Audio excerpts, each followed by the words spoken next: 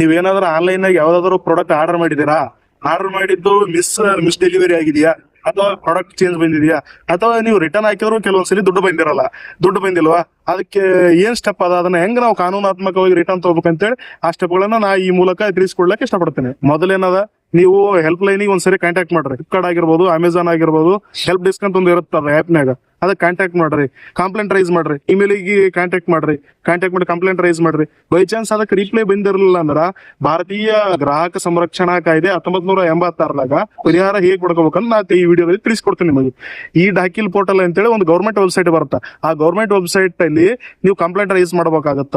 ಅದಕ್ಕೆ ಬೇಕಾದ phone pay ಮಾಡಿದ್ರೆ ನೀವು ಸ್ಕ್ರೀನ್ ಶಾಟ್, ಇಮೇಲ್ ಕಾಪಿ, ಮತ್ತೆ ನೀವು ಆರ್ಡರ್ ಮಾಡಿರೋದಕ್ಕೆ ಇನ್ವಾಯ್ಸ್ ರಿಸಿಪ್ಟ್ ಬಂದಿರುತ್ತೆ, ಅದೊಂದು ಬೇಕಾಗಿರುತ್ತೆ. ಆ ಮೂರುಗಳನ್ನ ನೀವು ಅಪ್ಲೋಡ್ ಮಾಡಿ ಕಂಪ್ಲೇಂಟ್ ರೈಸ್ ಮಾಡಿದ್ರಪ್ಪ ಅಂದ್ರ ಆ ಪರಿಹಾರ ಗೌರ್ಮೆಂಟ್ ಏನದ ಕ್ರಮಕ್ಕೆ ಸರ್ಕಾರ ಕಾನೂನಾತ್ಮಕವಾಗಿ ಕ್ರಮ ತೆಗೆದುಕೊಂಡು ಅಕೌಂಟಿಗೆ ಹಣ ಜಮಾವಣೆ ಮಾಡುತ್ತ, ರೀಫಂಡ್ ಮಾಡುತ್ತ.